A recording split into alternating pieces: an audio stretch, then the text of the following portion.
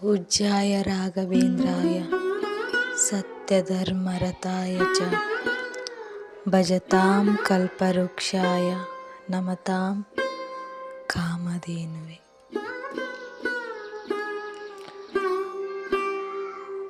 ನಮಗೆ ಕೆಟ್ಟದ್ದು ಮಾಡಿದವರು ನಮಗಿಂತ ಚೆನ್ನಾಗಿದ್ದಾರಲ್ಲ, ಅವರು ಎಷ್ಟು ಸುಖವಾಗಿದ್ದಾರಲ್ಲ, ನಮಗೆ ಯಾಕೆ ಇಂಥ ಕಷ್ಟಗಳು, ಇಂಥ ಕಾರ್ಪಣ್ಯಗಳು, ನಮ್ಮ ಜೀವನದಲ್ಲೇ ಯಾಕೆ ಹೀಗಾಗುತ್ತಿದೆ? ನಮ್ಮ ಮುಂದೆ ಅವರು ಸುಖವಾಗಿ ಬದುಕುತ್ತಿದ್ದಾರಲ್ಲ ಅಂತ ನಿಮಗೆ ಅನಿಸಿದ್ದೇ ಆದರೆ ನನ್ನ ಈ ಮಾತುಗಳನ್ನು ಆಲಿಸಿ ಸ್ನೇಹಿತರೆ. ನಮಗೆ ಮೋಸ ಮಾಡಿದವರು, ನಮಗೆ ಕೆಟ್ಟದ್ದು ಬಯಸಿದವರು ಹೊರಗಿನವ್ರು ಯಾರೂ ಆಗಿರಲ್ಲ ಸ್ನೇಹಿತರೆ. ನಮ್ಮ ಸಂಬಂಧಿಕರೇ, ನಮ್ಮ ಒಳಗಿನವರೇ ನಮಗೆ ಕೆಟ್ಟದನ್ನು ಬಯಸುವರು. ಹಿತಶತ್ರುಗಳು ನಮಗೆ ಬಹಳ ಜನ ಇರುತ್ತಾರೆ. ಶತ್ರುಗಳು ಎದುರಿನಿಂದ ಬಂದರೆ ಹಿತಶತ್ರುಗಳು ಬೆನ್ನಿಗೆ ಚೂರಿ ಹಾಕುತ್ತಾರೆ ಸ್ನೇಹಿತರೆ. ನಿಮ್ಮನ್ನು ನೋಡಿ ಹೀಯಾಳಿಸುತ್ತಿರುತ್ತಾರೆ, ಒಳಗೊಳಗೆ ಮನಸ್ಸಿನಲ್ಲಿಯೇ ಕೆಟ್ಟದ್ದು ಬಯಸುತ್ತಿರುತ್ತಾರೆ. ಬಾಯಲ್ಲಿ ಒಳ್ಳೆಯದನ್ನು ಬಯಸಿ ಮನಸ್ಸಿನಲ್ಲಿ ಕೆಟ್ಟದನ್ನು ಬಯಸುತ್ತಿರುತ್ತಾರೆ.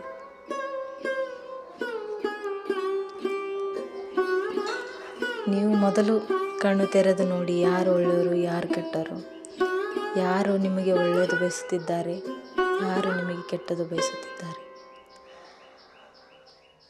ಅವರು ಚೆನ್ನಾಗಿದ್ದಾರೆ ಅಂತ ನೀವು ಮರಗಲು ಹೋಗಲು ಕಾರಣವಿಲ್ಲ. ಕೆಟ್ಟವರಿಗೆ ಮೊದಲು ಒಳ್ಳೆಯ ಕಾಲವಿರುತ್ತದೆ, ಒಳ್ಳೆಯವರಿಗೆ ಮೊದಲು ಕೆಟ್ಟ ಕಾಲವಿರುತ್ತದೆ. ರಾಯರು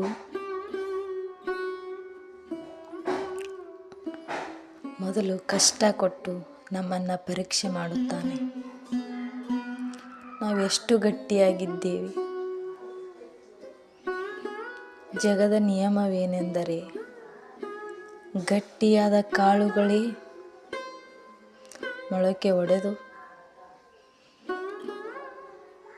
ಸಸಿಯಾಗಿ ಮರವಾಗಿ ಬೆಳೆದು ನೆರಳು ಕೊಡುತ್ತದೆ. ಯಾವುದು ಗಟ್ಟಿ ಇಲ್ಲವೋ ಅದರ ಆಯಸ್ಸು ಕಡಿಮೆ.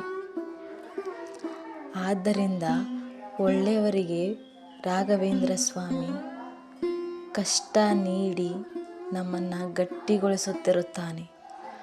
ಅದು ಕೆಟ್ಟ ಕಾಲ ಇದೆ ಎಂದು ಕೊರಗುವುದಕ್ಕಿಂತ ಇದು ಒಂದು ನಮ್ಮ ಅವಕಾಶ, ಇದು ನಮಗೆ ಭಗವಂತ ನೀಡಿದಂಥ ಒಂದು ಅವಕಾಶ ಎಂದು ನಾವು ಅದನ್ನು ದಾಟಿದಾಗ ನಮಗೆ ಒಳ್ಳೆಯ ಕಾಲ ಬಂದೇ ಬರುತ್ತದೆ. ಎಷ್ಟು ಕಷ್ಟ ಇರುತ್ತದೆಯೋ ಮುಂದೆ ಅಷ್ಟೇ ಒಳ್ಳೆಯ ಕಾಲವಿರುತ್ತದೆ. ಈ ಮಾತು ಬರೆದಿಟ್ಟುಕೊಳ್ಳಿ. ಎಷ್ಟು ಕಷ್ಟ ಬರುತ್ತಿದೆ ಎಂದರೆ ನಿಮಗೆ ತುಂಬ ಒಳ್ಳೆಯ ಕಾಲ ಕಾದಿದೆ ಅಂತಲೇ ಅರ್ಥ. ಮೇಲೆ ಮೇಲೆ ಕಷ್ಟ, ಮೇಲೆ ಮೇಲೆ ಕಷ್ಟ ಸುಮ್ಮನೆ ಯಾರಿಗೆ ಬರೋದಿಲ್ಲ ಸ್ನೇಹಿತರೆ. ಯಾರು ತಾಳುವಂಥ ಶಕ್ತಿ ಇರುತ್ತದೆ, ಅದಕ್ಕೆ ಅರ್ಹರಿರುತ್ತಾರೆ, ಅವರಿಗೆ ಮಾತ್ರ ಕಷ್ಟಗಳು ಬರುತ್ತವೆ. ಮುಂದೊಂದು ದಿನ ನಿಮ್ಮನ್ನು ನೋಡಿ ಹೀಯಾಳಿಸಿದವರು, ನಿಮಗೆ ಅಂದವರು, ನಿಮಗೆ ಬೈದವರು ಎಲ್ಲರೂ ಸಲಾಂ ಹೊಡೆಯುವಂಥ ಸಮಯ ಬಂದೇ ಬರುತ್ತದೆ. ನೀವು ಎಷ್ಟು ತಾಳುತ್ತೀರೋ ಅಷ್ಟು ನಿಮಗೆ ಒಳ್ಳೆಯದಾಗುತ್ತದೆ. ಆ ಭಗವಂತನಲ್ಲಿ ನಂಬಿಕೆ ಇಡಿ. ಎಲ್ಲರಿಗೂ ಕಷ್ಟ ಕೊಡುವಂತಹ ಧೈರ್ಯ ಇರುವುದಿಲ್ಲ ದೇವರಿಗೆ. ಯಾರು ತಾಳುತ್ತಾರೋ ಅವರಿಗೇ ಕಷ್ಟ ಕೊಡುತ್ತಾನೆ.